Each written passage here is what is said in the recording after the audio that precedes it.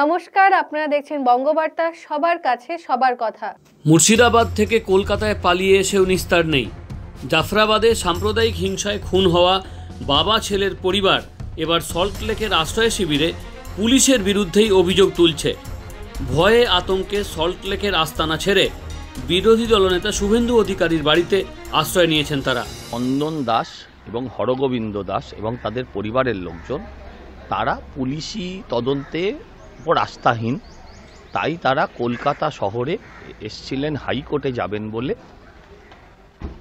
সেখানে একজনের বাড়িতে তারা আশ্রয় নিয়েছিলেন। আজকে তো কোর্ট নেই, তো ঘটনা হলো সেই বাড়িতে পুলিশ জানতে পারে কোনোভাবে এবং তারা বাড়ি ঘিরে ফেলে।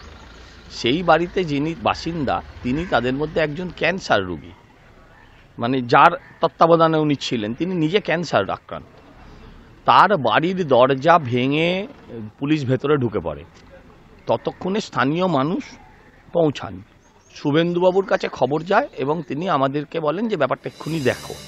আমরাও পৌঁছাই, দেখি বাড়ির ভেতরে তছনছ অবস্থা, পুলিশ সেখান থেকে তাদেরকে বার করে নেবে।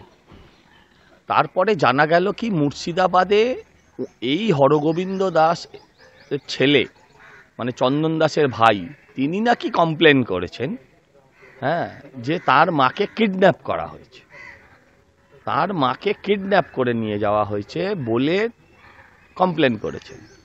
তখন আমরা পুলিশকে বলি যে তোমরা মায়ের কাছে জিজ্ঞাসা করে নাও। মা বলেন আমি স্বেচ্ছায় এসেছি, আমাকে কেউ কিডন্যাপ তো করা দূরের কথা, আর আমার ছেলেও কমপ্লেন করতে পারে না, যদি করে থাকে তাকে করানো হয়েছে। এই অবস্থায় পুলিশ কিছুতেই ওদেরকে বার করতে দেবে না। কোনো রকমে আমরা তাকে বার করে আমাদের বিরোধী দলনেতার নির্দেশে আমরা তাকে এই বাড়িতে, বিরোধী দলনেতারই বাড়িতে আমরা তাকে নিয়ে এসে রেখেছি।